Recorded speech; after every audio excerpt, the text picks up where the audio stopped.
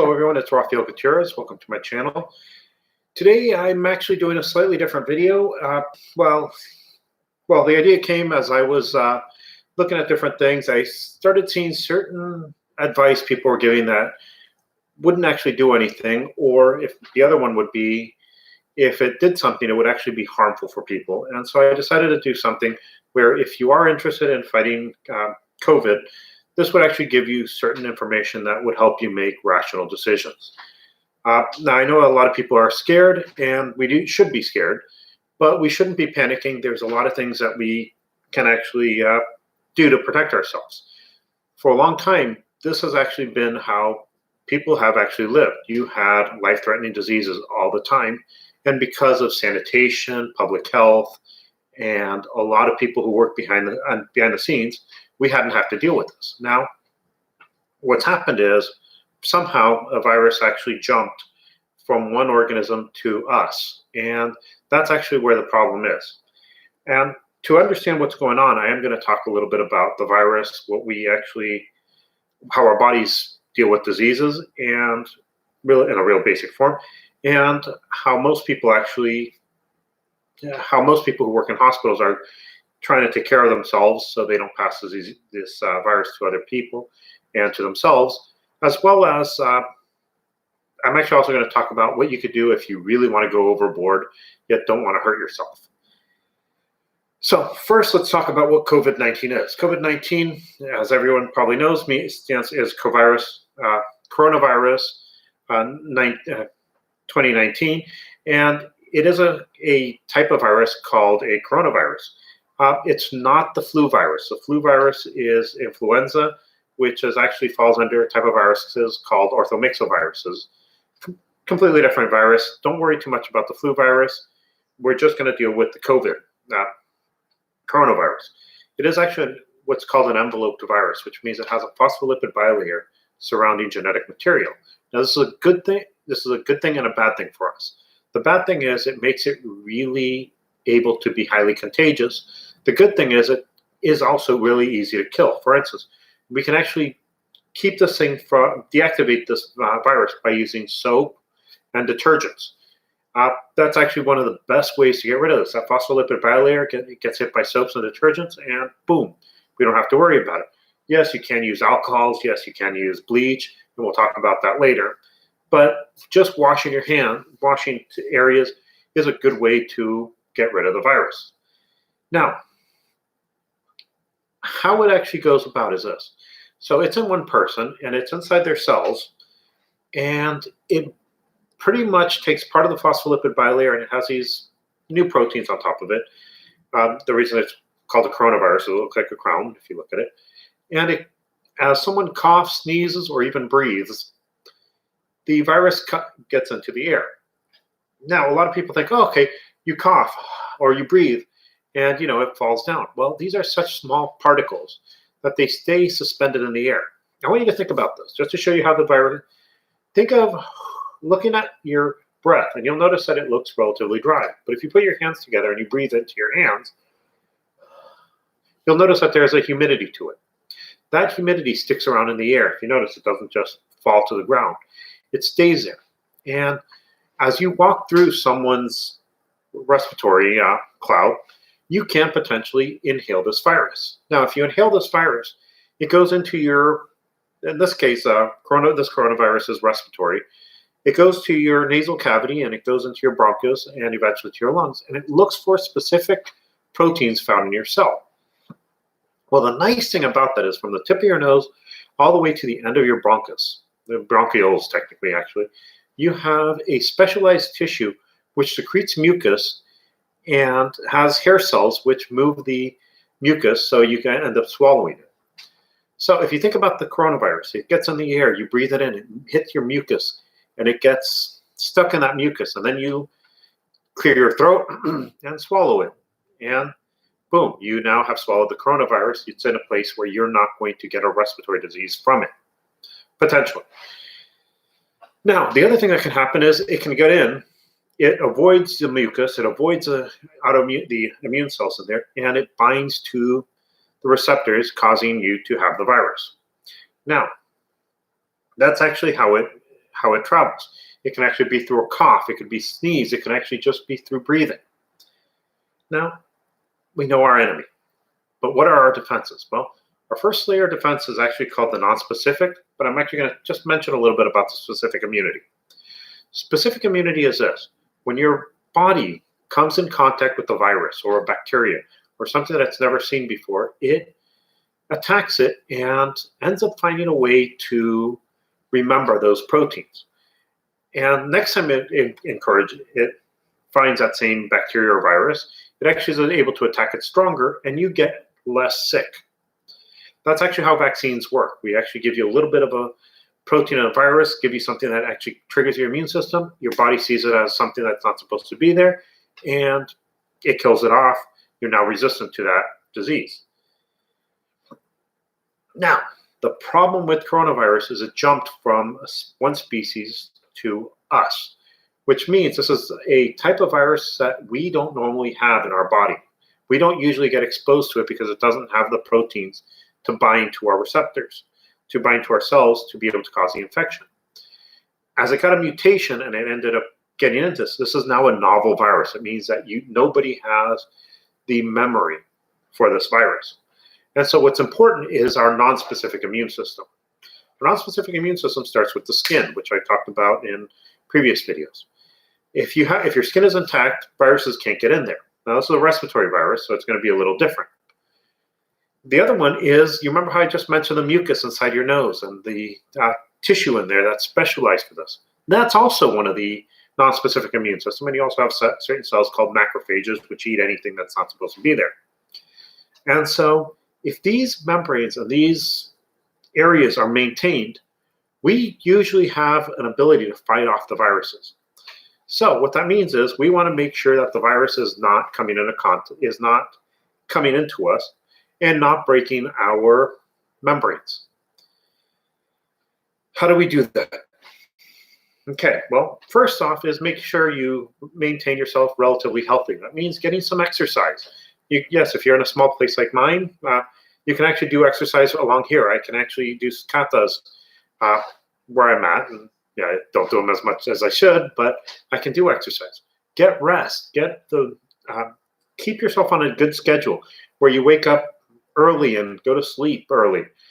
Make sure that you're not going to sleep at 5 a.m. and sleeping the entire day, because that actually can end up causing something called night shift syndrome, which can end up actually causing you to be more susceptible to infections. And then the next thing is make sure you're actually maintaining a good balanced diet. This is actually important because it does maintain the membranes, your skin, the mucus in your nose. Hydration is extremely important because if you are dehydrated, the mucus inside your nose actually becomes drier, and virus won't end up getting caught in it. It'll be able to go in. And so make sure your mucous membranes are actually well hydrated. Make sure you actually do have enough water to produce the mucus that you need. Now, that's what we can do with our health, sleep, our daily activity. But how are we going to keep ourselves from getting sick? Well, there's actually something that people usually talk about in clinics, and that's universal precautions. Universal precautions are to assume that everyone you come into contact with is sick. Assume everyone is carrying the viruses and bacteria that are going to destroy your life. And act like that. Now, I don't mean be angry and, oh, this person's going to get me sick. Keep your distance, keep yourself professional, and keep yourself protected. Now, the way that people are doing that right now is gloves. Now, gloves work if you're putting gloves on when you go to a certain place, taking them off, and not pretty much having them on all day, touching your face, scratching, doing it, grabbing something with your gloves. If you're grabbing something with your gloves and then touching yourself or touching your clothes, doesn't matter. If you are using gloves and using it for, let's say, going to the store, then after your store, you take it off and you wash your hands, that may actually help protect you a little more. Notice I did say may. The other thing is masks. Now, I'm going to take a step back with masks because masks are important. Actually, any type of protective gear is important because it produces a barrier. Now, I remember some people did laugh when they heard about using a scarf to protect yourself. Well, it actually would be a good idea, especially because you can wash a scarf. And if you put multiple layers, it may actually work better. Now, will this work as well as a N3 mask? No, but for most people, that's going to be enough. Remember, doctors, people who are working in stores right now, they are actually in contact with a lot of people, so they actually do need more of a better protection than what someone like me would use. Now, I did see a video which had one of these, and to reuse it, steam it. If you do that, you actually ruin the fibers that are inside, and it pretty much becomes worthless. So if you're going to be doing that, don't use these. Go ahead and use the scarf and wash that. You can do multiple layers. Remember, unless you are working with a lot of people, unless you're working with clinic, unless you're coming in contact with so many people that you're probably going to get infected, pretty much the scarves may actually be enough. Again, if you're working with people, not so much. So yeah, you can actually use protection. Now, the 6-foot rule is actually really important too, because think about what I told you earlier. If someone breathes, that breath stays up there.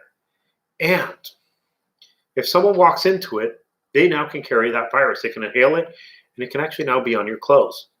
So keep that, let the virus come a little lower, a lower range, because you do need a certain amount of virus to catch it.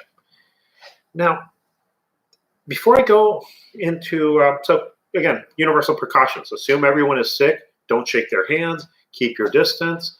Give people their space. We live in the U.S., which is great because unless you live in a couple of different cities, you have enough place that you can actually spread out. 6 feet is actually pretty good. Also, avoid any place that's too crowded. If there's a lot of people crowded, think about this. If you come in contact with 5 people and one of them has a virus, it may affect you, it may not. If you come across 10 people and 2 of them have the virus, it's more likely to affect you. You come across 100 people and 20 of them have the virus, there's more chances of getting the virus. That's why when you see places like New York, Los Angeles, even San Diego where I live, we do have a lot more virus because we are more close together. It's going to just happen because of the population density. Now, why do we want to do this? Well, I've heard a lot of people say stuff like, oh, well, it's only going to affect old people. Well, even if it affects one person, do you really want to be responsible for someone else's death? I've also heard a lot of people say, well, pre-existing conditions, who cares? We got to remember, the other people who are going to be affected by this virus are newborns, babies, people who actually, now, you may not care about killing off someone's grandmother, but are you okay with killing off someone's baby? If you're not using the precautions, you could be one of the people who is actually passing this to a child and being pretty much responsible for that, even though no one will know. So let's go overboard. Let's say you say, that's fine. Medical professionals can can wear their clothes, and but I have to go a step farther. I will then tell you to consider the following. If you actually ever watched anyone who worked in an infectious disease ward, what you'll notice is they wear scrubs, and over their scrubs, they wear protective garments, usually masks too.